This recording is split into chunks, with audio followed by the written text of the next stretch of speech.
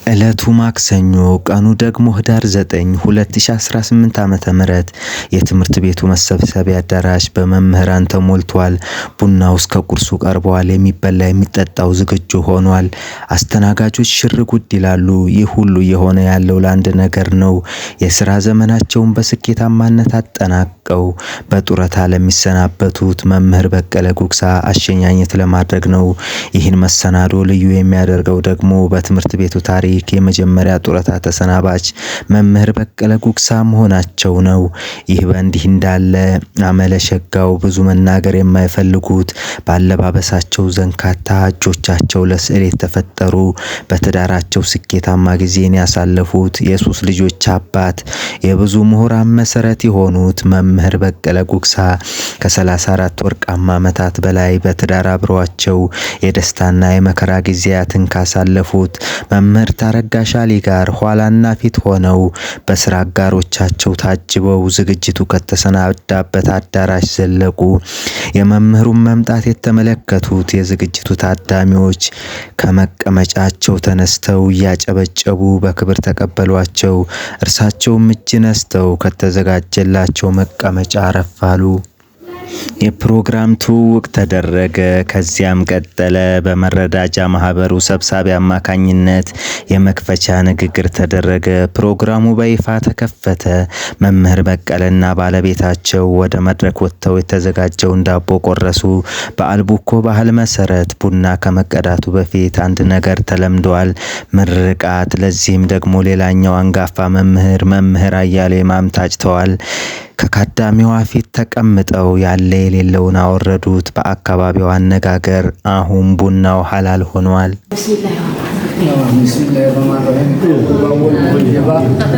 እንግዲህ ሰላሙንም ጤናውንም ለሁላችንም ሰጥቶ በፍቅር የምንኖር አላህ ያድርገን። ሀገራችንም ሰላም አላህ ያድርገው። ፕሮግራሙ ቀጥሏል። ቡናው ተቀድቶ እየታደለ ነው። ቡና ካለ ቁርስ መች ይጠፋል?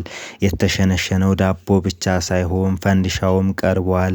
ብሉልን፣ ጠጡልን፣ ተጋበዙ እየተባለ የማስተናገዱ ስራ ቀጥሏል። የዕለቱ ሙሽራ መምህር በቀለ ጉግሳ ወደ መድረኩ ብቅ አሉ። ተዝቆ ከማያልቁ የህይወት ገጠመኞቻቸው እየጨለፉ ለቤቱ እያካፈሉ ነው። ቤቱ በሳቅ ተሞልቷል። መምህር በቀለ ግን መሸነፍን አያውቁም። ማሳቅ እንጂ መሳቅ አይሆንላቸውም።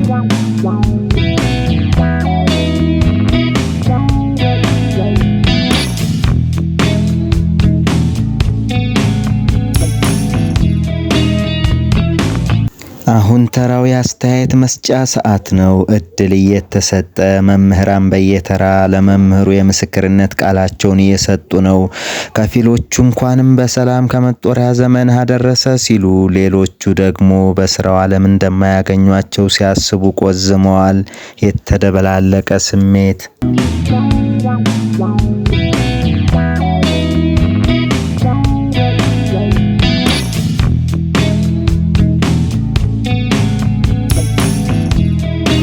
ጋሽ በቀለ ማለት ራሱን ኩኖ የሚኖር ነው። እንዲህ ዝም ብሎ የነፈሰ ንፋስ ተከትሎ ወዳ ወዲህ የሚዛመም አይደለም። እኔ ሳቀው የራሱን ስሜት በራሱ ይገልጻል። አንድ ላመነበት ነገር ወደ ኋላ የሚለው ነገር የለም።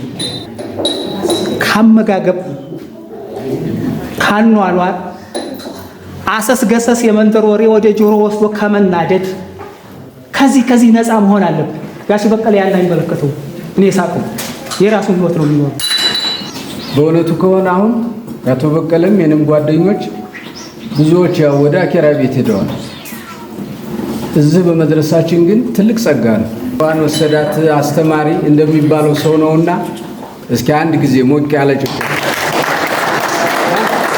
ሁላችንም የሱን አርአያ ብንከተል ጥሩ ነው።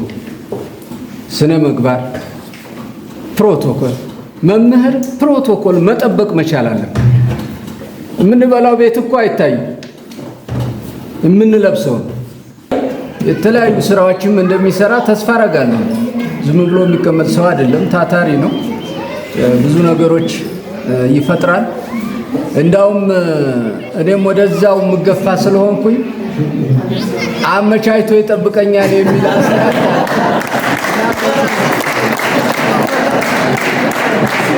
ሰክሰስፉል በቃ በህይወቱ በቃ ጥሩ ጉዞ ተጉዞ እዚህ ደርሷል። ሰክሰስፉል ነው። ቤተሰቡ ከነ ባለቤቱ ከነ ልጆቹ በቃ ልጆቹ ትልቅ ደረጃ ላይ የደረሱ አሉ፣ ታውቃቸዋለህ።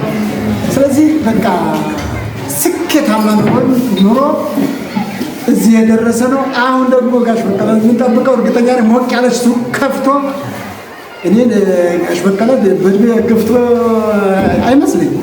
በጣም አረማመዱ ስታዩት ከኛ የተሻለ ነው፣ ብዙ መስራት የሚችል ነው። ስለዚህ እንደው ጋሽ በቀለ በትክክለኛው ሰዓት ከዚህ ስራ ከለል በማለቱ በጣም ደስ ይለው ይገባል። እኛም ካንተ ብዙ ተምረናል። በጣም ቀሪው ህይወት ቀሪው ዘመን ከነ ቤተሰብ በቃ በደስታ የምትኖርበት ይሁንልህ እላለሁ።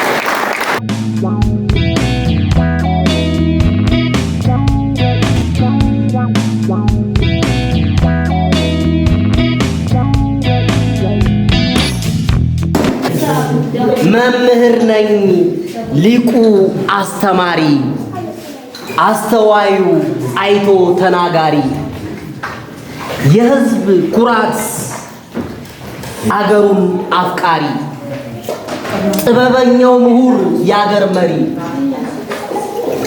ንግግሩ ጣፋጭ ጥበበኛ የማይዋሽ ሁሌ እውነተኛ ጉባኤ በሌ ያገር ሐቀኛ ልበ ጽኑ ብርቱ ትዕግስተኛ ትላለች። እናመሰግናለን። ስለ ጋሽ በቀለ ተዘርዝሮ እንደው ተናግሮ እኔ እንጃ በዚህ ቃላት በዚህ አጭር ጊዜ መግለጽ አይቻልም።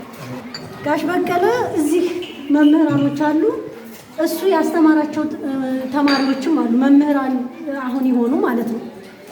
ሌላ ሴክተር መስሪያ ቤት ራሱ በየቦታው ያሉ ሰዎችን ያፈራ ነው። አንደኛ መካሪ ነው። በስነ ምግባሩ አንድ በቃ አርአያ ማለት ለሁሉም አርአያ የሚሆን ነው። እየተደበቀ ትሰራለህ ጋሽ እና ደስ ይለኛል። በዚህ ምንም ጤንነቱ ምንም ሳይስተጓጎል እዚህ በመድረሱ ለፈጣሪ ክብር መስጠት አለብን ብዬ አስባለሁ። በጣም እንወድሃለን፣ በጣም እናመሰግንሃለን። ቀጣይ አልተለየህንም። በዚህ ስታፍ በሚኖረን አንዳንድ ነገሮች ሁሉ ያማክረናል፣ ይመጣል፣ እንጋብዘዋለን። አብረህን ነን ጋሽ፣ ሁሉ ጊዜም ከኛ ጋር እናመሰግናለን።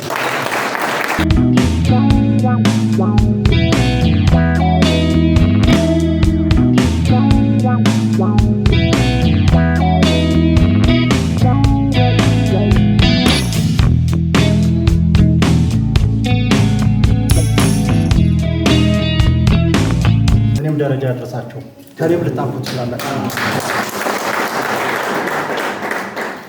እድሜውንም ጤናውንም ሁሉንም ነገር አሟቶ ይስጣቸው፣ እንዳያጓልባቸው። በጣም ነው ደስ ያለኝ፣ ተደስቻለሁ።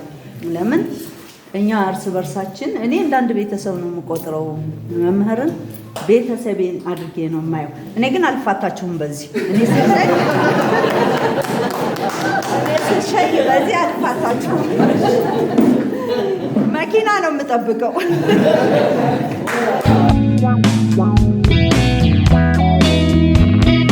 ከመድረኩ በኩል የሆነ ሹክሹክታ ይሰማል። ለቤቱ ጥያቄ ቀረበ። መምህር በቀለን ወደ መድረክ ላኩልን የሚል ቤቱን በጭብጨባ ሸኛቸው። የሆነ ነጭ የተጠቀለለ ከመድረኩ ፊት ከተቀመጠው ጠረጴዛ ላይ አለ። ጋቢ፣ አዎ ጋቢ፣ የወለየዎች የክብር ስጦታ በክብር አንጋፋው መምህር ትከሻ ላይ አረፈ። ይህ ሽኝት ሲሰናዳ የነበረው ርብርብ ልዩ ነበር። ጋሼ ቀሪ ዘመንህ ያማረ ይሁን፣ ጤናና እድሜን አብዝቶ ይስጥህ። ደስ የሚል ዕለት፣ የማይረሳ ጊዜ ሆኖ አለፈ። የመምህር በቀለ ጉግሳ የሽኝት ስነ ስርዓት ይህን ይመስል ነበር። የዛሬውን በዚሁ አበቃሁ። በቀጣይ በሌላ መሰናዶ እስከምንገናኝ ሰናይ ጊዜ ይሁንላችሁ።